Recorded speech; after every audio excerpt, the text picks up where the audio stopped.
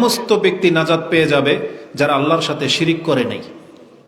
তাদের বড় পাপের কারণে যারা আটকে যাবে, রাসূলুল্লাহ সাল্লাল্লাহু আলাইহি ওয়াসাল্লামের এই সুপারিশের মাধ্যমে তাদেরকে মুক্ত করে দেওয়া হবে। তো যে রাসূল নিজের জন্য না ভেবে আমাদের জন্য ভেবেছেন, আমরা তার প্রতি সালাত এবং সালাম পাঠ করে আমরা বলি আল্লাহুম্মা সাল্লি আলাই, আল্লাহুম্মা বারিক আলাই। আজকের এই মহত্বপূর্ণ মজলিসে আমার মূল বিষয়বস্তু হবে ইস্তিগফার। আল্লাহ সুবহানাহু ওয়া তাআলার কাছে বারবার ক্ষমা চাওয়ার মর্যাদা নিয়ে। এটা অত্যন্ত গুরুত্বপূর্ণ একটা বিষয়, যেটা আপনি আলোচনা শুনলেই বুঝতে পারবেন। তার আগে, যেহেতু এই মাস এটা আমাদের জন্য অনেক গুরুত্বপূর্ণ একটি মাস, এই সম্পর্কে দুই একটি কথা আপনার কাছে পেশ করা হোক। কারণ শাবান মাস এটা আমরা অনেকেই হয়তো জানি, কিন্তু এই মাসে আমাদের যে করণীয় বা আমাদের যে পদক্ষেপ, এটা হয়তো অনেকে গুরুত্বের সাথে নেননি।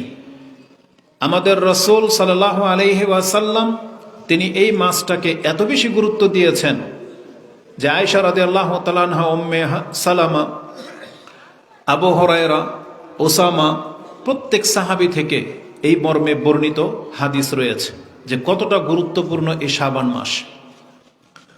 প্রথমত রাসূলুল্লাহ সাল্লাল্লাহু আলাইহি ওয়াসাল্লাম তিনি আমাদেরকে বলেছেন, আবু হুরায়রা তার বর্ণনাকারী, যে কাল রাসূলুল্লাহ সাল্লাল্লাহু আলাইহি ওয়াসাল্লাম আহসুল হিলাল শাবান আলি রমাদান, তোমরা শাবান মাসের দিন তারিখগুলোকে সূক্ষ্মভাবে গণনা করবে লি রমাদান, কারণ এটা তোমাকে রমজান মাস পাইয়ে দিতে সহায়ক হবে। শাবান মাসের কত তারিখ এটা যদি আমরা মনে রাখতে পারি, তাহলে রমজান কবে হবে এটা খুব সহজেই নির্ণয় করা সম্ভব। তো ইমাম তিরমিজি রাহিমাহুল্লাহ তিনি তার সিয়ামের অধ্যায়ে এ হাদিস এনেছেন, যেটা আমি আপনার কাছে ব্যক্ত করেছি।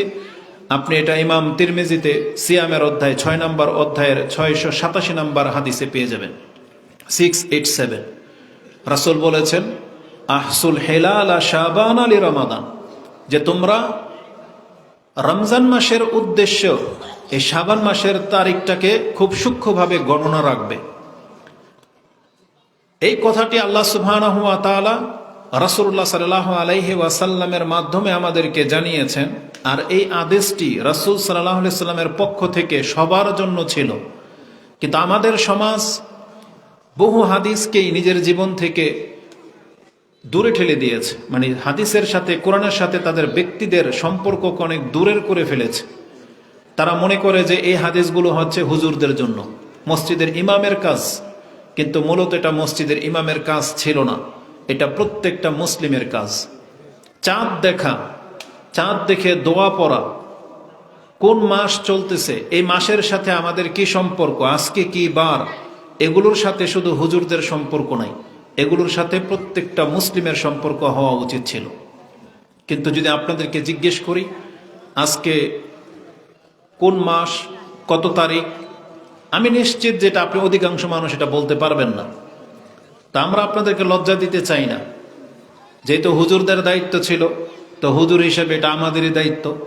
তা আমরা হয়তো সংরক্ষণ রেখেছি বা গণনা করে রাখি, তবে আপনাকে তালকিন করে দিলাম, এটা শুধুমাত্র মসজিদের ইমামের কাজ না।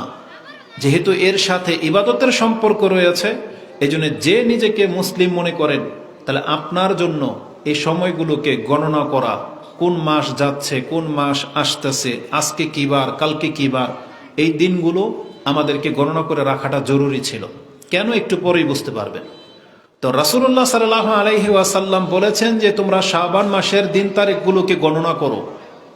আজকে আমাদের হিসাবে চাঁদের উপরে ভিত্তি করে বলতেছি 10 তারিখের চাঁদ উঠে গেছে, তার মানে 9 দিন অতিবাহিত হয়ে গেছে। আজকে হিসাবে 10 তারিখ, শাবান মাসের 10 তারিখ, তার মানে আর মাত্র 20 দিন পর, 19 কি 20 দিন পরে আমরা রমজান মাস পেয়ে যাব। এই গণনাটা যদি আপনি স্মরণে রাখেন, তাহলে রমজান মাস পাওয়াটা যে সহজ হবে। কারণ রমজান মাস হাসিল করার দুইটা ওয়ে আছে, দুইটা পদ্ধতি।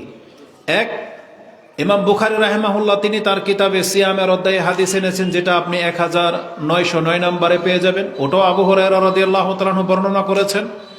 যে কালা রাসূলুল্লাহ সাল্লাল্লাহু আলাইহি ওয়াসাল্লাম সুমু লিরুয়াতিহি ওয়া আফতিরু লিরুয়া। এটা আয়েশা রাদিয়াল্লাহু তাআলা আনহা থেকে বর্ণিত। আবু হুরায়রা থেকে আছে, কিন্তু ইমাম বুখারী আয়েশা রাদিয়াল্লাহু তাআলা আনহা থেকে কোট করেছেন যে কালা রাসূলুল্লাহ সাল্লাল্লাহু আলাইহি ওয়াসাল্লাম সুমু লিরুয়াতিহি ওয়া আফতিরু লিরুয়াতিহি ফাইন গুম্মা আলাইকুম ফাআকমিলু ইদ্দাতা শাবানা সালাসিন। রাসূলুল্লাহ সাল্লাল্লাহু আলাইহি ওয়াসাল্লাম বলেছেন, তোমরা চাঁদ দেখে সিয়াম রাখবে, চাঁদ দেখে সিয়াম ভাঙবে। তার মানে আমরা যেহেতু রমজান মাস নির্ণয় করি চাঁদ দেখার উপরে ভিত্তি করে, আবার ঈদের চাঁদ দেখলে আমরা ঘোষণা করে দিই যে কালকে ঈদ, আর সিয়াম হবে না। তাহলে চাঁদ দেখেই এটা করা হয়। কিন্তু রাসূলুল্লাহ সাল্লাল্লাহু আলাইহি ওয়াসাল্লাম বলে দিয়েছেন ফাইন গুব্বা বা গুম্মিয়া, দুইটা শব্দ আসছে। যদি চাঁদ তোমাদের কাছ থেকে আড়াল থেকে যায়, অস্পষ্ট থেকে যায়, দেখতে পেলে না, তাহলে রাসূল বলেছেন ফাআকমিলু ইদ্দাতা শাবানা সালাসিন, তাহলে তোমরা শাবান মাসকে 30 দিন গণনা করে পূর্ণ করে নেবে। কারণ আরবি মাস 30 দিনের বেশি হয় না, হয় 29-এ হয় অথবা 30-এ হয়। কথার কথা, যেমন আজকের দিনটি পার হয়েছে, এটা যদি শাবান মাসের 29 তারিখের দিন হতো, তাহলে আজকের সন্ধ্যা আমাদেরকে চাঁদ দেখতে হতো। ধরেন আজকে আমরা চাঁদ দেখতে পাই নাই, তার মানে আগামীকাল শাবান মাসের 30 তারিখ, আর আগামীকাল শাবান মাসের 30 তারিখ পুরো হয়ে গেলে কালকের সন্ধ্যায় আর চাঁদ দেখার কোনো প্রয়োজন নেই। কারণ চাঁদ উঠলেও রমজান, না উঠলেও রমজান। কারণ শাবান মাস 30 পুরো হয়ে গেলে তার পরের দিনই হচ্ছে রমজান, কারণ 30 দিনের বেশি হয় না। এই জন্য রাসূল বলেছেন আকমিলু ইদ্দাতা শাবানা সালাসিন, তোমরা 30 দিন পূর্ণ করে নিলেই তার পরের দিন হয়ে যাবে রমজান। তো যাদের এটা জ্ঞান থাকবে যে আজকে শাবান মাসের কয় তারিখ, ইনশাআল্লাহ 29শে শাবান, সে অটোমেটিকলি বুঝতে পারবে যে আজকে আমাকে চাঁদ দেখার দরকার, তখন সে চাঁদ দেখার চেষ্টা করবে। আর এটা শুধুমাত্র চাঁদ দেখার কমিটির কাজ না, যেমনটা বলেছি এটা প্রত্যেকটা মুসলিমের কাজ। আর এই সময় একটি দোয়া রয়েছে যেটা ইবনে মাজাহ এবং ইমাম তিরমিজি রাহিমাহুল্লাহ এবং মুসনাদে আহমদে হাদিসটি রয়েছে যে রাসূলুল্লাহ সাল্লাল্লাহু আলাইহি ওয়াসাল্লাম যখন চাঁদ দেখতেন তখন তিনি একটি দোয়া করতেন। তিনি বলতেন আল্লাহুম্মা আহিল্লাহু আলাইনা বিল ইয়ুমনি ওয়াল ঈমান ওয়া সালামাতি ওয়াল ইসলাম রব্বি ওয়া রাব্বুকাল্লাহ। তিনি বলতেন আল্লাহ এই চাঁদকে আমাদের জন্য, আলাইনা বিল ইয়ুমনি ওয়াল ঈমান, আল্লাহ এটা যেন আমাদের জন্য নিরাপত্তা এবং ইমানের বাহন হয়ে উদিত হয়, ওয়া সালামাতি ওয়াল ইসলাম, এবং সার্বিক নিরাপত্তা, বিপদ আপদ থেকে মুক্ত এবং ইসলামের উপরে টিকে থাকার মতো অবস্থার উপরে ভিত্তি করে যেন এটা হয়। এমন যেন না হয় যে এই চাঁদে যারা ইমান হারিয়ে ফেলবে আমি তাদের অন্তর্ভুক্ত, যারা ইসলাম থেকে সরে যাবে আমি আর আপনি তাদের অন্তর্ভুক্ত যত হয়ে না যায়। কারণ আল্লাহ সুবহানাহু ওয়া তাআলার এই সিস্টেমের মাঝে বহু মানুষ আছে, সকালে একরকম সন্ধ্যায় আর একরকম, এই মাসে মুসলিম আগামী মাসে কাফের, এরকমের বহু কিছু আমরা দেখতে পাচ্ছি। আর এটা পৃথিবীর শেষ প্রান্তে চলে আসছে, এই জন্য মানুষ খুব দ্রুত পরিবর্তন হবে। কেউ ইমান আনবে, কেউ ইমান থেকে সরে যাচ্ছে, মুনাফিক হয়ে যাচ্ছে, নাস্তিক হয়ে যাচ্ছে, এটা অহরহ ঘটতেছে। আর এই ফিতনা খুব ব্যাপক হারে ছেয়ে যাবে, এটাও রাসূলুল্লাহ সাল্লাল্লাহু আলাইহি ওয়াসাল্লাম আমাদেরকে বলেছেন। ইমাম মুসলিম রাহিমাহুল্লাহ তিনি এই হাদিসটাকে কোট করেছেন এবং বলেছেন যে ক্বালা রাসূলুল্লাহ সাল্লাল্লাহু আলাইহি ওয়াসাল্লাম বাদিরু বিল আমালি ফিতানান কাকিতিল লাইলিল মুজলিম, তোমরা রাতের আধারের ন্যায় ফিতনা তোমাদেরকে ছেয়ে নেয়ার আগেই, তোমাদেরকে ঘিরে নেয়ার আগেই তোমরা আমল করে করে নিজেদের মর্যাদাটাকে আগে বাড়িয়ে নাও। খুব শীঘ্রই এমন সময় আসতে যাচ্ছে যে একজন মুসলিম চাইলেই সে ইবাদত করতে পারবে না, বিভিন্ন ফিতনায় সে জড়িয়ে যাবে। ইয়াবিউ রাজুলুন, বলা হয়েছে ইউসবিহু রাজুলু মুমিনান ওয়া ইউমসি কাফির, আও ইউমসি কাফির ওয়া ইউসবিহ ওয়া ইউমসি মুমিনান ওয়া ইউসবিহ কাফিরা ইয়াবিউ দীনাহু বিআরাদিম মিনাদ দুনিয়া। রাসূল বলেছেন কতক ব্যক্তি সকালে সে মুসলিম থাকবে কিন্তু সারাদিন তার সময়টা এমনভাবে কাটবে যে সন্ধ্যা পর্যন্ত তার ইমান তার অনুকূলে থাকবে না, সে ইমান হারা হয়ে যাবে। আবার যেই ব্যক্তি রাতে হয়তো মুসলিম ছিলেন কিন্তু রাতে এমন কিছু ঘটবে আপনার পরিস্থিতি যে সকাল পর্যন্ত আপনি আর ইমানের উপরে থাকবেন না, বরং আপনি আপনার ইমানটাকে নিজে বিক্রি করে দিবেন। রাসূল বলেছেন ইয়াবিউ দীনাহু বিআরাদিম মিনাদ দুনিয়া, সে দুনিয়া পাওয়ার জন্য তার দিনকে বিক্রি করে দেবে। আজকে আমাদের অধিকাংশদের চরিত্র কিন্তু এটাই। যদি উদাহরণ না দিয়ে আপনি বুঝতে পারবেন না যে আমি আর আপনার অন্তর্ভুক্ত কিনা। আজকে যারা ব্যবসা বাণিজ্যে জড়িয়ে গেছেন, ক্ষেত খামারে কাজ করেন, বিভিন্ন চাকরি করেন, আপনি আপনার সংসারকে টিকানোর জন্য, ইনকাম করার জন্য আজান হয় আপনি ভ্রুক্ষেপ করেন না। ওই সময়টা কিন্তু আপনার চাকরি করার সময় না, ওই সময়টা আপনার রিজিক অন্বেষণের সময় না। এই প্রত্যেকটা 5 ওয়াক্ত নামাজের যে সময়, এটা একটা হারাম সময়, নিষিদ্ধ সময়। কারণ এই সময় আপনার রবের সামনে উপস্থিত হওয়ার সময়। আপনি পড়ে নেন, সালাত আদায় করে নেন, তারপর আপনার জন্য আবার চাকরি করা, কাজ করা, হালাল কাজ হালাল হয়ে যাবে। যেটা আল্লাহ সুবহানাহু ওয়া তাআলা সূরা জুমার মধ্যে একটু ইঙ্গিত দিয়েছেন জুমার সালাতকে কেন্দ্র করে। ফাইজা নুদিয়া ইয়া আইয়ুহাল্লাযীনা আমানু ইযা নুদিয়া লিস-সালাতি মিন ইয়াউমিল জুমআ ফাসআউ ইলা যিকরিল্লাহি ওয়া যারুল বাই'। যখন জুমার দিনের তোমাকে ডাকা হয়, তুমি তোমার ব্যবসা বাণিজ্য সবকিছু বন্ধ করে দিয়ে আল্লাহর ডাকে সাড়া দাও। তারপর আল্লাহ সুবহানাহু ওয়া তাআলা তার পরের আয়াতে বলেছেন ফাইজা কুদিয়াতিস সালাহ ফান্তাশিরু ফিল আরদ ওয়াবতাগু মিন ফাদলিল্লাহ ওয়াযকুরুল্লাহা কাসীরান ইলা আখিরিল আয়াত। আল্লাহ বলেছেন যখন নামাজ শেষ আবার তুমি ছড়িয়ে পড়ো। এটা প্রত্যেকটা 5 ওয়াক্ত নামাজেরই হুকুম, জেনে নেন। নামাজের আজান হয়ে গেলে আপনার ব্যবসা বাণিজ্য বন্ধ করে দিতে হবে, কারণ এটা আল্লাহর পক্ষ থেকে ডাকা হয়। তাহলে যেই ব্যক্তিরা ইসলামের এই বিধানগুলোকে ভ্রুক্ষেপ করলেন না, তার মানে আপনি এমন ব্যক্তি যে আপনার দিনকে বিক্রি করে দিলেন দুনিয়ার জন্য। এর আরো এক্সাম্পল হচ্ছে আমাদের সমাজের কিছু মুসলিম পোলাপান যারা ইউরোপে যায়, ইউরোপে ইনকাম করার জন্য যায়, ইহুদি নাসারাদের দেশে যায়। ও নিজে মুসলিম এটা ও জানে, কিন্তু সেখানে গেলে বিভিন্ন হারাম কাজের সাথে জড়িয়ে যায়। বিভিন্ন হোটেলে, 5 স্টার হোটেলে, বিভিন্ন জায়গায় যেখানে মদ বিক্রি হয়, শুকুরের গোস্ত বিক্রি হয়, সেখানে সে এই কাজের সাথে জড়িয়ে যায় শুধু এই টাকা ইনকাম করার জন্য। সে ভুলে যায় যে সে মুসলিম।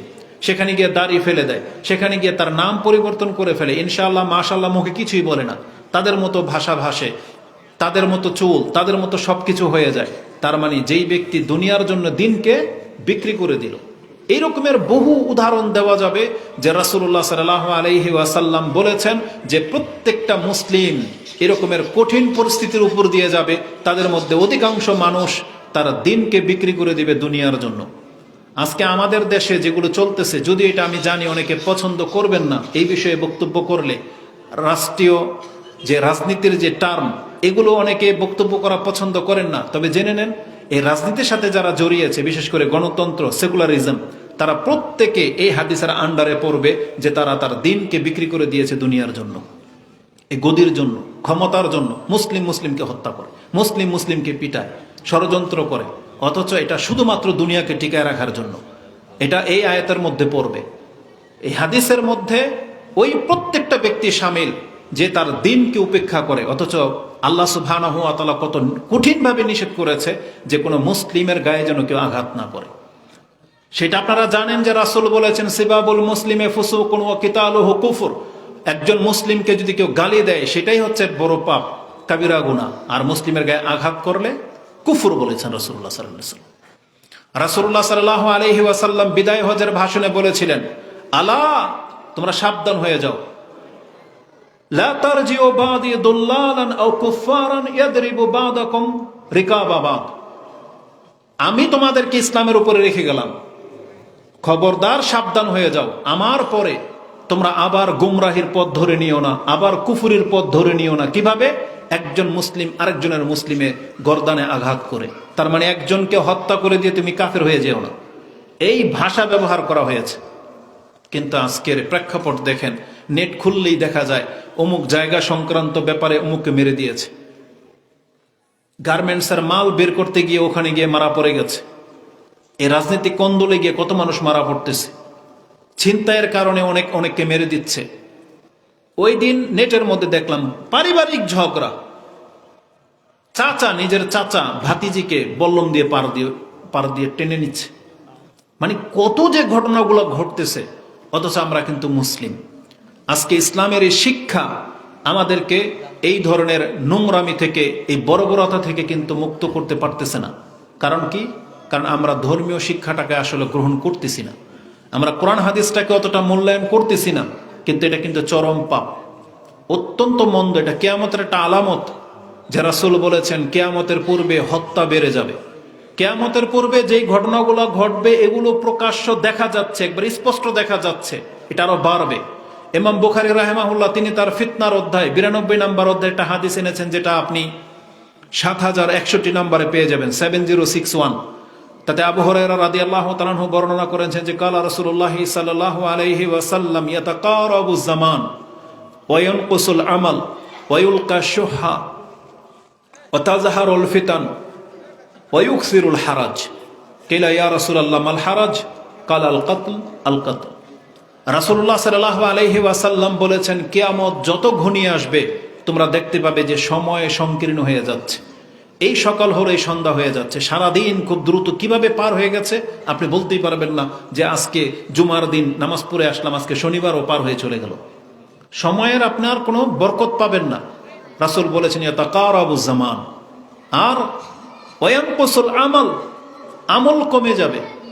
আজকে আমাদের মুসলিমদের চিত্র দেখেন, যেখানে সাহাবায়ে কেরামরা এত বেশি নফল ইবাদত করত যে রাসূল তাদেরকে তালকিন করতেন যে না, তোমার চোখের উপরে তোমার হক আছে, তোমার দেহের উপরে তোমার হক আছে, তোমার পরিবারের উপরে তোমার হক আছে। ফাআদ্দা কুল্লা যি হাক্কিন হাক্কাহ। রাসূল বলেছেন প্রত্যেকটা হককে তোমার পুরো করতে হবে। তোমার বিছানার হকও পুরো করতে হবে, তোমার দেহের হকও পুরো করতে হবে, তারপর তুমি আল্লাহর হকও পুরো করবে। তার মানে সাহাবায়ে কেরামরা সারা রাত ভরে কিয়াম করতেন, দিনের বেলায় সিয়াম রাখতেন, স্ত্রীর কোনো প্রয়োজন পড়তো না। তাদেরকে রাসূলুল্লাহ সাল্লাল্লাহু আলাইহি সাল্লাম সতর্ক সাবধান করেছেন যে না, তুমি তোমার দেহের দিকে খেয়াল করো। তার মানে এত বেশি তারা ইবাদত করতেন। আর আমরা কতটা কমে গেছে, যেখানে আমরা আপনাদেরকে নফল সুন্নতের তালকিন করব, সেখানে আজকে অধিকাংশ মুসলিম 5 ওয়াক্ত ফরজ নামাজি ছেড়ে দিয়েছেন। এটা কত বড় বিপর্যয়।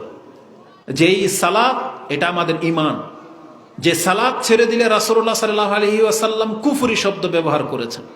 কিন্তু আমাদের কাছে এই সালাত, এই নামাজ সবচেয়ে বেশি অবহেলিত। অথচ যেই সালাত সম্পর্কে আল্লাহ সবচেয়ে বেশি গুরুত্ব দিয়েছেন কোরআনে। আল্লাহ শুধু নামাজ পড়তে বলেন নাই, আল্লাহ এটাকে হেফাজত করতে বলেছেন। আল্লাহ বলেছেন আকিমিস সালাহ, কায়েম করো। আল্লাহ বলেছেন ইয়া আইয়ুহাল্লাযীনা আমানু, হে ঈমানদাররা, ঈমানদার। আল্লাহ বলেছেন হাফিজু আলাস সালাওয়াত ওয়াস সালাতিল উস্তা ওয়া কুমু লিল্লাহি কানিতিন, যেটা আপনি সূরা বাকারা 2 নম্বর সূরার 238 নম্বর আয়াতে পেয়ে যাবেন। তাতে আল্লাহ বলেছেন তোমরা 5 ওয়াক্ত সালাতকে হেফাজত করো। হেফাজত, তার মানে এটা এত গুরুত্বপূর্ণ কথা যেটা আমরা ভ্রুক্ষেপ করি না। আমরা নিজেরা যারা নামাজ পড়ি আমরাও হয়তো ঠিকমতো হেফাজত করতেছি না, কিন্তু আল্লাহ এটাকে হেফাজত করতে বলেছেন। আর আপনারা তো নামাজ ছেড়ে দিয়ে বসে আছেন। এটা মোটেও কাম্য নয়। আপনি জানেন না যে রেজাল্ট কত মারাত্মক হতে পারে। একটা চমৎকার আসার নিয়ে নেন। প্রখ্যাত সাহাবী আব্দুল ইবনে মাসউদ, যার কথা দলিল, যার কথা ওজন আছে, তারা কখনই নিজের পক্ষ থেকে কোনো কথা বলেন না। যতটুকু জ্ঞান তারা কোরআন এবং হাদিস থেকে শিখেছেন, তার মধ্যে একটি উপদেশ তিনি আমাদেরকে করেছেন, যে হাদিস ইমাম মুসলিম কোট করেছেন 1373, এবং ইবনে মাজাতে হাদিসটি 777 777 রয়েছে। আব্দুল ইবনে মাসউদ রাদিয়াল্লাহু তাআলা আনহু তিনি বলেন মান সাররাহু আইয়ালকাল্লাহ গাদান মুসলিমান ফালিউহাফিজ আলা হাউলাই সালাওয়াতিল খামসা হাইসু ইউনাদা বিহিন্না। আব্দুল ইবনে মাসউদ বলেন যেই ব্যক্তিটা পছন্দ করো আগামীকাল তোমার সাথে আল্লাহ সুবহানাহু ওয়া তাআলার সাথে তোমার সাক্ষাৎ হোক মুসলিম অবস্থায়, যে তুমি মুসলিম অবস্থায় আল্লাহর সাথে সাক্ষাৎ করবে, এটা যেই ব্যক্তি পছন্দ করো, তার মানে সেই ব্যক্তিকে এই 5 ওয়াক্ত নামাজকে হেফাজত করতেই হবে। শুধু এটা বলেন নাই যে নামাজ পড়লেই চলবে, বলছে ফালিউহাফিজ আলা হাউলাই সালাওয়াতিল খামসা, সেজন্য অবশ্যই এই 5 ওয়াক্ত নামাজের হেফাজত করে। কিভাবে? বলছে হাইসু ইউনাদা বিহিন্না, যেখান থেকে তোমাকে ডাকা হয় বা যখন তোমাকে ডাকা হয়। তার মানে আমাদেরকে কোত্থেকে ডাকা হয়? মসজিদ থেকে ডাকা হয়। কখন ডাকা হয়? 5 ওয়াক্ত ডাকা হয়। যখন আমাদের নামাজের ওয়াক্ত হয় তখন ডাকা হয়। সেই সময় যদি কোনো ব্যক্তি ঘরেও নামাজ পড়ে, সেই ব্যক্তি পর্যন্ত নিন্দার মুখপাত্র হয়ে যাবে। কারণ আব্দুল ইবনে মাসউদ তাদের সম্পর্কে বলেছেন যেই ব্যক্তি আল্লাহর সাথে মুসলিম অবস্থায় সাক্ষাৎ করতে চায় তাহলে তাকে তার নামাজ মসজিদে জামাতের সাথে পড়তে হবে বলা হয়েছে। কেন?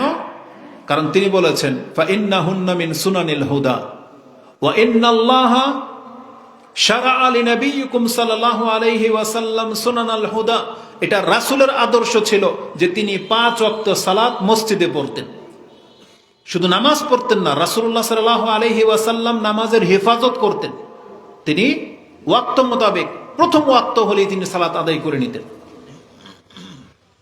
তারপরে আব্দুল ইবনে মাসউদ বলেছেন যেই ব্যক্তিরা মসজিদ ছেড়ে দিবে মান সাল্লা ফি বাইতিহি কামা ইউসাল্লি, যারা আমাদের সময় মুতাখাল্লিফিন পেছনে পড়ে থাকা ব্যক্তি হতো, মালুমুন নিফাক, যাদের নিফাক মানে কপটতা স্পষ্ট, মানে আমাদের সময় যারা স্পষ্ট মুনাফিক ছিল তারা ঘরে সালাত পড়তো। মুনাফিক দেখেন বলা হয়েছে তারা মুনাফিক, ঘরে নামাজ পড়তো, জামাতে আসতো না। তারপরে তিনি বলেছেন ওয়াইন তারাকতুম সুন্নাতা নাবিয়িকুম লাদালালতুম, তোমরা যদি ঘরে নামাজ পড়ে তোমাদের নবীর আদর্শকে ছেড়ে দাও তাহলে নামাজ পড়েও তোমরা গুমরা হইবে। কারণ এটা রাসূলের আদর্শ ছিল না। রাসূলের আদর্শ ছিল জামাতবদ্ধ হয়ে সালাত আদায় করা, ওয়াক্ত মোতাবেক কায়েমনে, রুকু সাজদা ঠিক করে পড়তেন। এগুলো হচ্ছে নামাজকে হেফাজত করার বিষয়। তাহলে যেই ব্যক্তি নামাজকে হেফাজত করে পড়বে সেই ব্যক্তি আশা করতে পারেন যে আল্লাহর সাথে আপনার মুসলিম অবস্থায় সাক্ষাৎ হবে। তো রাসূলুল্লাহ সাল্লাল্লাহু আলাইহি ওয়াসাল্লাম বলেছেন যে ইয়ানকুসুল আমল, আমল কমে যাবে। আর আমাদের আমলের সবচেয়ে বড় আমল যেটা 5 ওয়াক্ত নামাজ, এটাই আমি আপনাকে দেখালাম যে অধিকাংশ ব্যক্তি নিজেকে মুসলিম দাবি করেন অথচ আপনি সালাত আদায় করেন না। এটা মোটেও কাম্য নয়।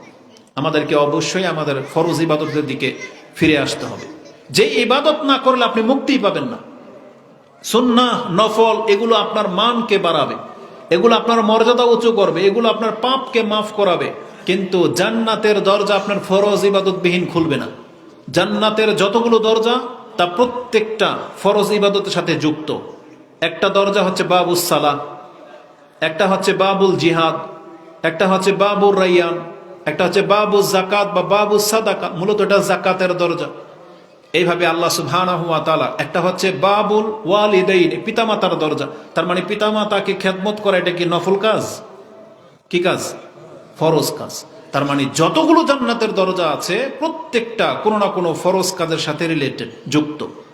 এই জন্য আপনাকে জান্নাতের দরজা খুলতে হবে, আপনার উপরে যেগুলো ফরজ সেগুলোকে আগে ঠিক করতে হবে। তারপরে আপনার নফল সুন্নাহ আপনাকে উপকৃত করবে। কিন্তু যে ব্যক্তিরা ফরজ ইবাদত ছেড়ে দিয়েছেন আপনি খুব চরমভাবে ধরা খেয়ে যাবেন। ইসলামের যে রুকন বলা হয়েছে 5টি, তার মধ্যে প্রথম হচ্ছে আপনি ইসলাম গ্রহণ করলেন, আপনি নিজেকে মুসলিম বানালেন, আর শাহাদাতাইন 2টা সাক্ষী দিলেন যে আশহাদু আল্লা ইলাহা ইল্লাল্লাহ ওয়া আশহাদু আন্না মুহাম্মাদুর রাসূলুল্লাহ। তাহলে আপনি এখন মুসলিম হইলেন। এটা ইসলামের প্রথম পিলার, এটা বলতে হবে আপনাকে।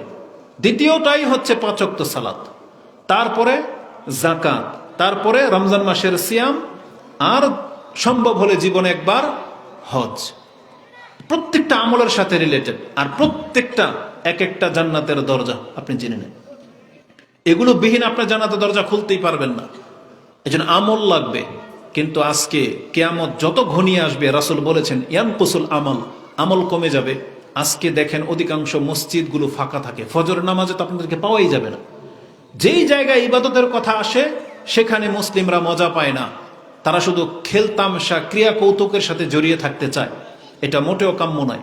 তারপর রাসূলুল্লাহ সাল্লাল্লাহু আলাইহি ওয়াসাল্লাম বলেছেন ওয়ায়ুলকা শুহ, কৃপণতা বৃদ্ধি পাবে, মানুষের অন্তরে কৃপণতা বাসা বাঁধবে। তারা কল্যাণকর কাজে খরচ করতে চায় না। যত রকমের আলফাল কাজ আছে সেগুলোতে তারা ঠিকই খরচ করে, কিন্তু কল্যাণকর কাজে তাদের অন্তর যেন মরে যাচ্ছে, তারা খরচ করতে চায় না। ওয়ায়ুলকা শুহা বলা হয়েছে। আর বলা হয়েছে ও তাজহারুল ফিতান, ফিতনা ব্যাপক হয়ে যাবে, আম হয়ে যাবে। ফিতনা মানে হচ্ছে মানুষ তার দিনের উপরে টিকে থাকতে পারবে না, বিভিন্নভাবে সে পাপে জড়িয়ে যাবে। বিভিন্নভাবে তার ঈমান টিকে রাখাটা তার জন্য কষ্টকর হয়ে যাবে। সমাজে এমন বিশৃঙ্খলা ঘটবে যে সে একা মুসলিম মনে হবে, কিন্তু সে মনে হবে যে সে দিন পালন করতে পারতেছে না। বিয়ে শাদীর অনুষ্ঠানে আপনি দেখেন মিউজিক বাজবে, এমনিতেই সারাক্ষণ গানের শব্দ আপনার কান আসবেই।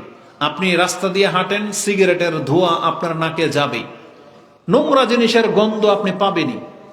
আপনি একটা সমাজও দেখাইতে পারবেন না বাংলার জমিনে যেটা নেশা মুক্ত, গন্ধ জিনিস মুক্ত আপনি দেখাইতে পারবেন না।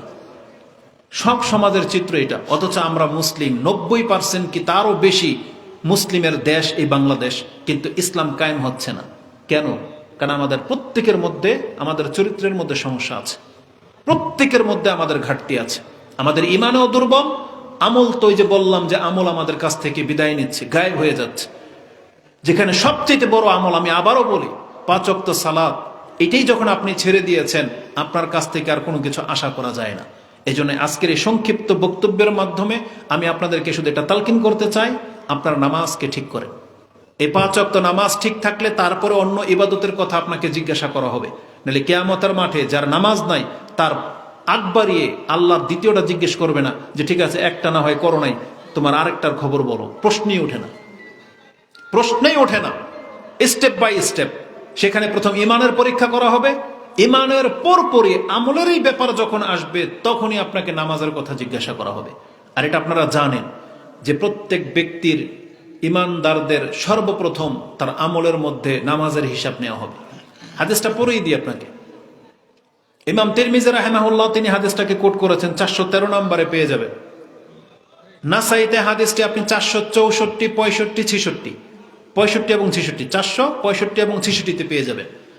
এটাও আবু হুরায়রা রাদিয়াল্লাহু তাআলা আনহু বর্ণনা করেছেন যে ক্বালা রাসূলুল্লাহ সাল্লাল্লাহু আলাইহি ওয়াসাল্লাম আউয়ালু মা ইউহাসাবু বিহিল আবদু ইয়াউমাল কিয়ামাতি মিন আমালিহি সালাতুহু ফাইন সালাহাত ফাকাদ আফলাহা ওয়া আনজা ওয়া ইন ফাসাদাত ফাকাদ খাবা ওয়া খাসির। কিয়ামতের মাঠে একজন মুসলিম বান্দার সর্বপ্রথম তার ইবাদতের মধ্যে তার নামাজের হিসাব নেওয়া হবে। যদি সে তার নামাজকে ঠিক করে থাকে, ঠিক রেখে থাকে, বাকি আমলগুলো ইনশাআল্লাহ ঠিক হয়ে যাবে, গণ্য হবে যতটুকু সে করুক না কেন। ওয়াইন ফাসাদাত, আর যেই ব্যক্তি তার নামাজকে নষ্ট করেছে তার অন্য নাম এমনি বরবাদ হয়ে যাবে। ফাকাদ খাবা ওয়া খাসির বলা হয়েছে, সেই ব্যক্তি ক্ষতিগ্রস্ত হবে, লাঞ্ছিত হবে। অতএব নামাজকে ঠিক করেন।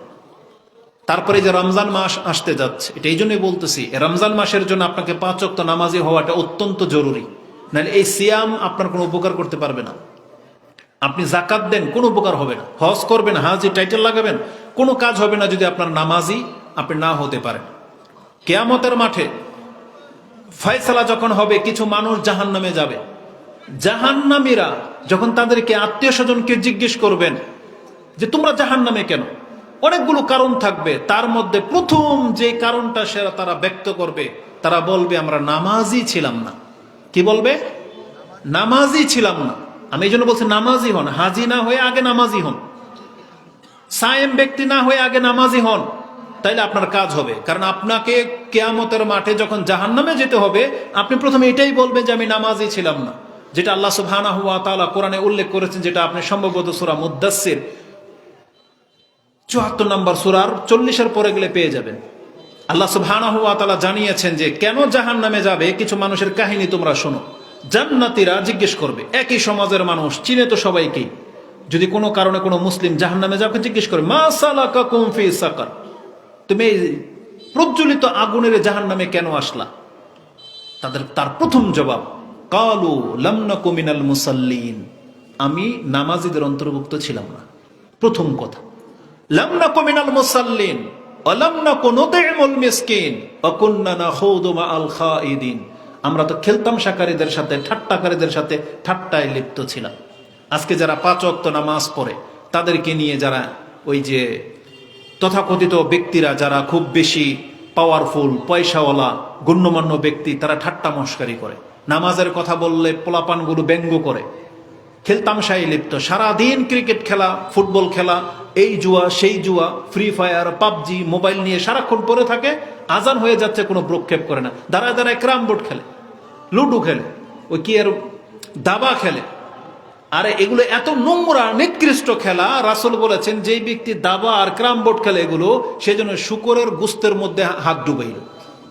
এই আঙ্গুল দিয়ে তো খেলে এগুলা, এই আঙ্গুলের খেলা যারা খেলে, দাবা হোক, লুডো হোক, ক্যারাম বোর্ড হোক, এগুলো বলা হলো শুকরের রক্তের মধ্যে হাত চুবানো, মানে নাপাক জিনিসের মধ্যে আপনি হাত দিয়ে রাখছেন। এত নোংরা জিনিস এটা। কিন্তু আমাদের মুসলিম যুবক সে তার দায়িত্ব ভুলে গেছে যে এই পৃথিবীতে আমাদেরকে কেন পাঠানো হয়েছে, সে ভুলে গেছে এটা। অথচ আজকে ইসলামের কত অধপতন, মানুষ কোন দল ক্ষমতায় আসবে এটা নিয়ে এত বেশি, এই দল হেই, এই দল সেই, পারাপারি লেগে গেছে। কিন্তু একবারও মাথায় আসে না যে আমরা মুসলিম হিসেবে আচ্ছা দেশটাকে ইসলামীকরণ করে ফেলি, এই প্রস্তাব আসে না।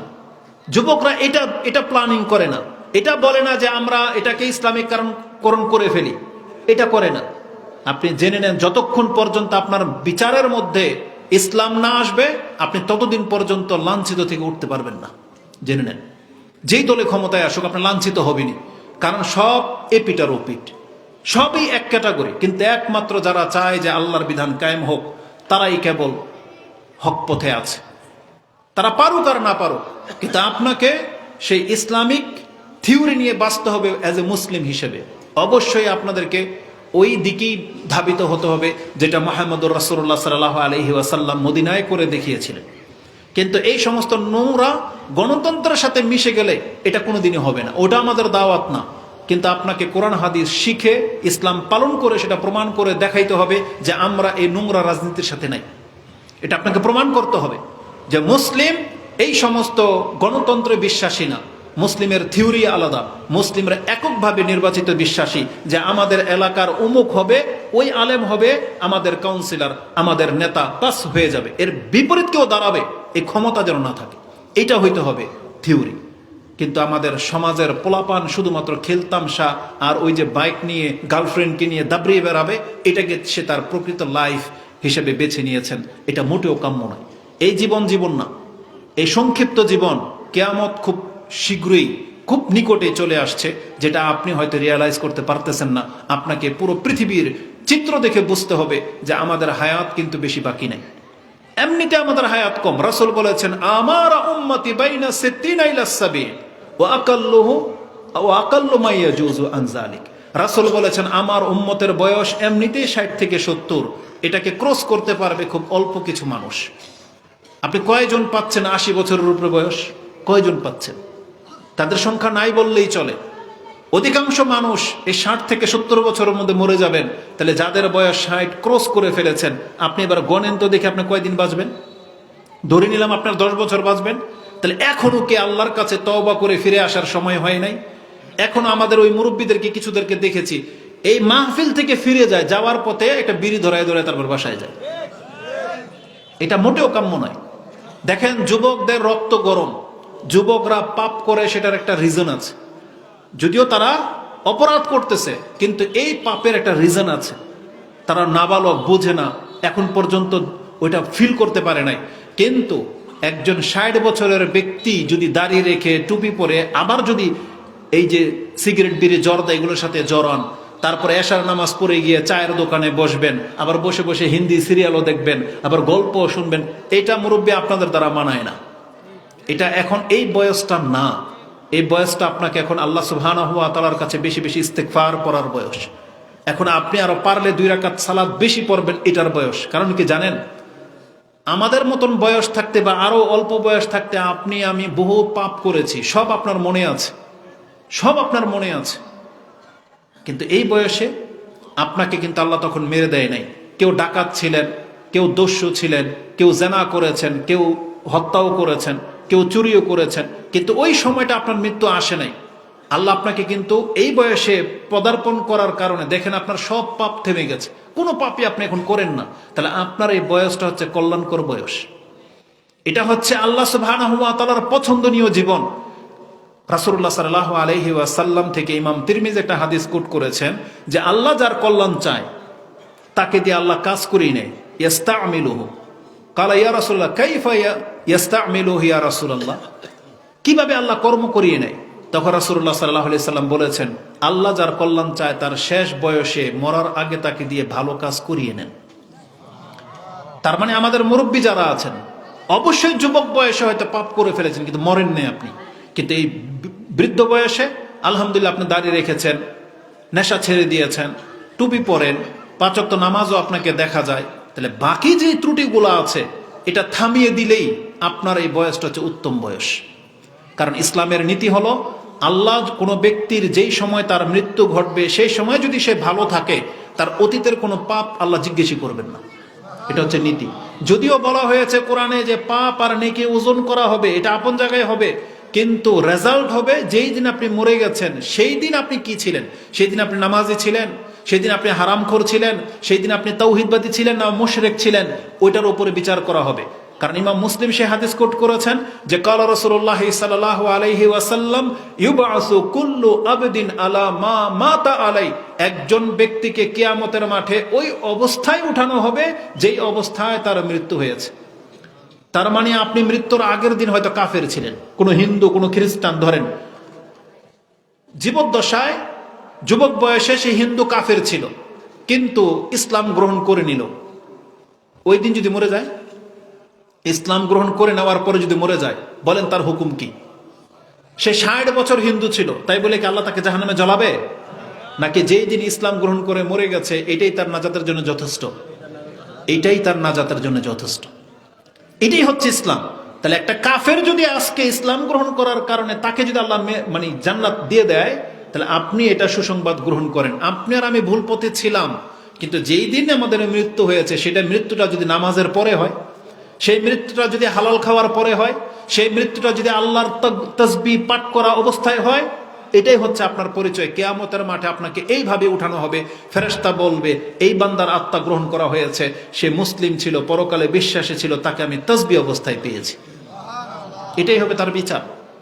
কারণ ইমাম বুখারী রাহিমাহুল্লাহ তিনি তার কদরের অধ্যায়, তাকদীরের অধ্যায়, যেটা 82 নম্বর অধ্যায় পেয়ে যাবেন, তাতে একটা চমৎকার হাদিস উল্লেখ করা হয়েছে। রাসূল বলেছেন, ইন্নাল আবদা লা ইয়ামালু আমালা আহলিন নার ও ইন্নাহু মিন আহলিল জান্নাহ। কতক ব্যক্তিরা আছে সে পাপের উপরেই ছিল কিন্তু তার সৌভাগ্য যে লোকটা জান্নাতি। বলছে কিভাবে? বলছে ইন্নামাল আমালু বিল খাওয়াতিম। কারণ আমল ওটাই গণ্য হবে আল্লাহর কাছে যেটা তার সর্বশেষ তার কাছ থেকে পাওয়া গেছে। তার মানে যারা যুবক বয়সে মরেন নাই পাপ করা অবস্থায়, এখন যদি মরে যান তার মানে এখন আপনার কোনো পাপ নাই। তাহলে রাসূল বলেছেন এই লোকগুলা সব জাহান্নামী ছিল কিন্তু তার তকদির এত ভালো যে সে এখন জান্নাতি। কেন? ইন্নামাল আমালু বিল খাওয়াতিম, কারণ তার শেষটা ভালো। বুঝেন? তার মানে যার শেষ ভালো তার সব ভালো। এটা হচ্ছে ইসলামের নীতি। কোন ব্যক্তি যদি তওবা করে ফিরে আসে, আল্লাহর রাস্তা ধরে নেয়, আল্লাহ তার 60 বছরের পাপ সম্পর্কে জিজ্ঞেসই করবেন না। এটা হচ্ছে আল্লাহ সুবহানাহু ওয়া তাআলা। কারণ তওবা মানুষকে এতটা মান বাড়িয়ে দেয়। বরং আল্লাহ সুবহানাহু ওয়া তাআলা এটা ওয়াদাও করেছেন, তুমি টেনশন করো না, যদি তওবাটা উত্তম ভাবে হয়। আল্লাহ এটা আমাদেরকে কোরআনে জানিয়েছেন, যেই ব্যক্তি উত্তম ভাবে তওবা করে ফিরে আসবে, ধরে নেন তার কিছুদিন পরে আপনি মরে গেলেন, তাহলে আপনার আমলনামায় সব পাপ আর পাপ, আপনি কিভাবে মর্যাদাবান হবেন? আল্লাহ বলেছেন তুমি চিন্তা করো না, তুমি যদি সত্যিকার অর্থে তওবা করে আমার রাস্তা ধরে নাও, আমি তো তোমাকে ক্ষমা করবই। তোমার ওই আমলনামার মধ্যে যে পাপ আছে ওগুলো মিটিয়ে দিয়ে আমি নেকি দিয়ে রূপান্তরিত করে দেব। এটা হচ্ছে আল্লাহ সুবহানাহু ওয়া তাআলা। কোরআন এবং হাদিস এটা আছে, ওটা বলতে গেলে অনেক লম্বা সময় লেগে যাবে।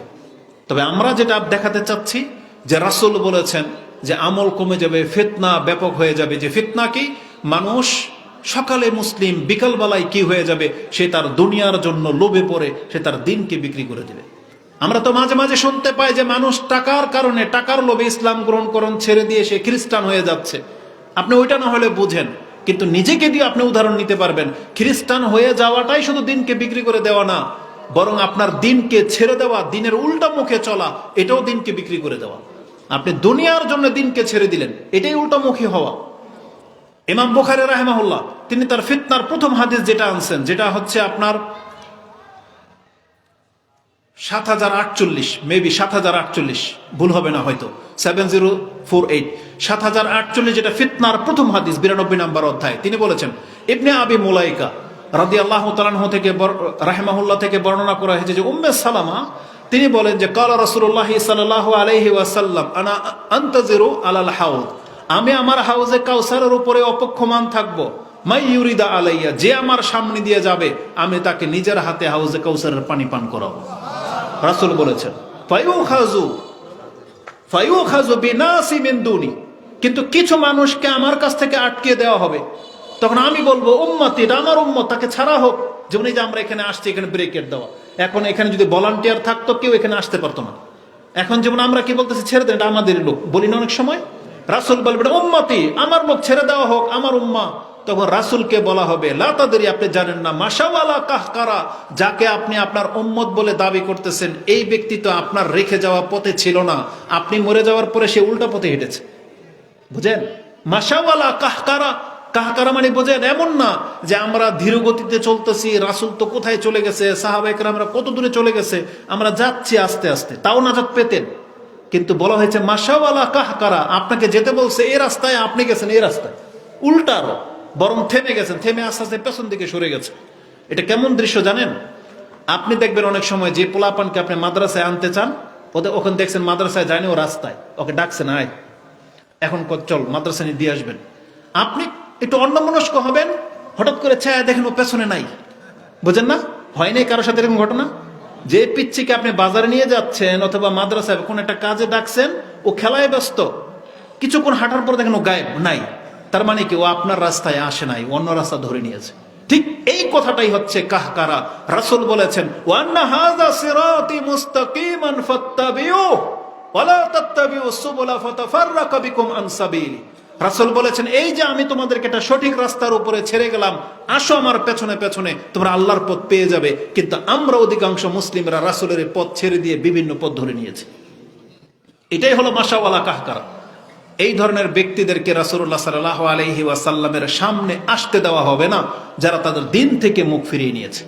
রাসূলের সুন্নাহ এটা, এটা তাদেরকে জানানো হয়েছে, এটা রাসূলের আদর্শ জানানো হয়েছে। কিন্তু আমাদের নিউ জেনারেশন, তারা রাসূল সাল্লাল্লাহু আলাইহি ওয়াসাল্লামের একটা আদর্শকে গ্রহণ করে নেয়, না তার পোশাকের ক্ষেত্রে, না তার চরিত্রগত দিক থেকে, তার মামলাতের দিক থেকে, স্টাইলের দিক থেকে কিচ্ছু তারা রাসূলুল্লাহ সাল্লাল্লাহু আলাইহি ওয়াসাল্লামের কাছ থেকে গ্রহণ করে নেয়। তাদের আপাত মস্তক সবকিছু কোনো না কোনো নায়ক, কোনো না কোনো গায়ক, কোনো প্লেয়ার, কোনো উমুক তুমুক তাদের কাছ থেকে গ্রহণ করেছে।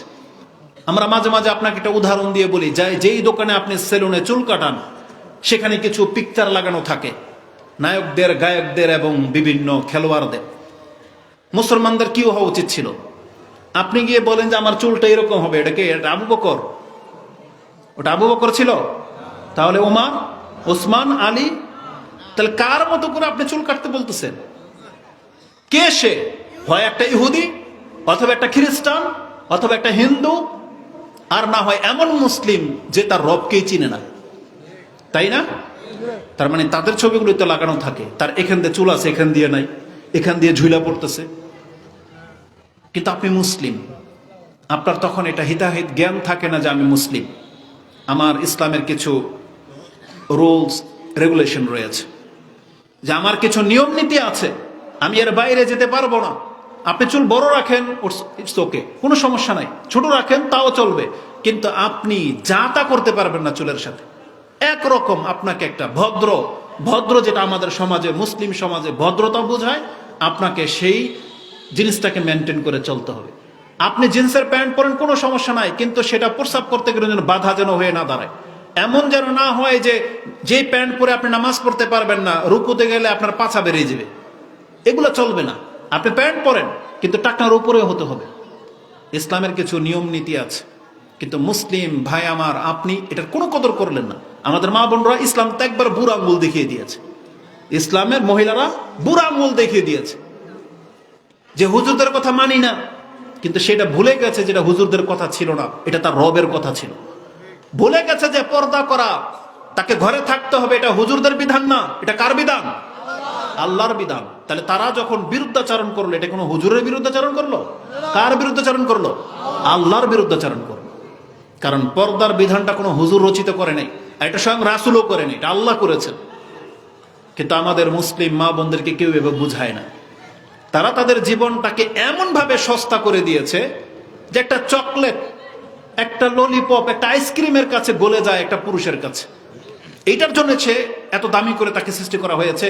ওই এক প্লেট ফুসকার কাছে আপনি হেরে যান, এটা মোটেও উচিত নয়। আপনাকে খুব দামি করে সৃষ্টি করা হয়েছে। রাসূল কি বলেছেন? আলমার আতু আওরা, মুসলিম মহিলা বা মহিলা পুরাটাই ঢেকে রাখার বস্তু ছিল, কি জিনিস ঢেকে রাখেন আপনি? সবচেয়ে দামি জিনিস ঢেকে রাখেন। তাহলে এই মহিলাগুলো নিজেকে একবারে সস্তা করে দিল, আর এরাই অধিকাংশ মহিলাদের তকদিরকে খেয়েছে। আপনি জানেন যে সমস্ত সুন্দর মহিলারা ওপেন তাদের পুরো ফিটনেসটাকে প্রকাশ করে দিয়ে চলে, যার ফলে সবাই দেখে নেওয়ার পর নিজের বউ ভাল লাগে না, বুঝেন না, তখন এদের দিকে ঝুঁকে যায়। অথচ এই মহিলাগুলাই হাজারো মহিলার তকদিরকে নষ্ট করেছে। যারা সবাই যদি পর্দা করত, তাহলে ওই যে যার যার ওয়াইফ আছে সেটা নিয়ে এসে সন্তুষ্ট থাকতো, মনে করতো সব তো এমনই। কিন্তু যখন দেখে রাস্তা দিয়ে গেলে এটা তো ভিন্ন, তখন তার মেজাজ আর ঠিক থাকে না, বুঝেন, তখন আর মেজাজ ঠিক থাকে না। তাহলে আমাদের এই মহিলারাই মহিলাদের তকদিরটাকে খেয়েছে, এটা মোটেও কাম্য নয়। তালাকুল্লি হাল রাসূল বলেছেন যে ফিতনা ছেয়ে যাবে, আর এই ফিতনার মানে হলো যে মানুষ তার দিন থেকে মুখ ফিরিয়ে নেবে। কিন্তু রাসূল বলেছিলেন বাদিরু বিল আমালি ফিতানান, তোমরা এই ফিতনায় পতিত হওয়ার আগেই আমল করে নিজেকে আগে বাড়িয়ে নাও। তাহলে ইবাদতের সাথে যেহেতু আমাদের সম্পর্ক, এই জন্য প্রত্যেকটা মুসলিমকে জানতে হবে আজকে কি বার, এটা কোন মাস, কতদিন বাকি আছে, এটা আমাদেরকে জানতে হবে। তো ফিরে আসে আমাদের প্রথম বক্তব্যের দিকে, যেটা হচ্ছে শাবান মাস। তারিখ অনুযায়ী আজকে 10 তারিখের চাঁদ উঠে গেছে, তার মানে আর মাত্র 19 দিন পরেই আমরা রমজান পেয়ে যাবো ইনশাআল্লাহ। এটা কেন আপনাকে বললাম, এখন থেকে আপনার দোয়ার মধ্যে সবচেয়ে গুরুত্বপূর্ণ দোয়া হবে এটা, আল্লাহুম্মা বাল্লিগনা রমাদান, আল্লাহ আমাদেরকে রমজান মাসে পৌঁছে দাও। এটা আমাদের সবার দোয়া, বলেন আল্লাহুম্মা বাল্লিগনা রমাদান, তার মানে আল্লাহ আমাদেরকে রমজান মাসে পৌঁছে দাও। কেন এটা বেশি বেশি বলবেন জানেন? বাংলায় বলবেন আল্লাহ আমাকে রমজান মাসে পৌঁছে দাও। কেন জানেন? যে আল্লাহ তুমি তো আমাকে হায়াত দিয়েছো, যথেষ্ট হায়াত দিয়েছো। আল্লাহর মাত্র 19টা দিন, আল্লাহ যদি মরেই যায় তাহলে আল্লাহ রমজান মাসে মেরে দাও, রমজান মাসে অন্তত যেন পৌঁছে যায়। কেন জানেন? গত রমজানে যারা হক আদায় করেছেন, এই রমজানের চাঁদ যদি উঠে যায়, আপনি জীবিত, এখনো সিয়াম রাখেন নাই, সিয়াম তো দিনে রাখবেন, আপনি জীবিত, আর চাঁদ উঠে গেছে। রেজাল্ট কি জানেন? ইমাম মুসলিম হাদিস কোট করেছেন, রাসূলুল্লাহ সাল্লাল্লাহু আলাইহি ওয়াসাল্লাম বলেছেন আসসালাওয়াতুল খামসা ওয়াল জুমআতু ইলাল জুমআ ওয়া রামাদানু ইলা রামাদানা মুকাফফিরাত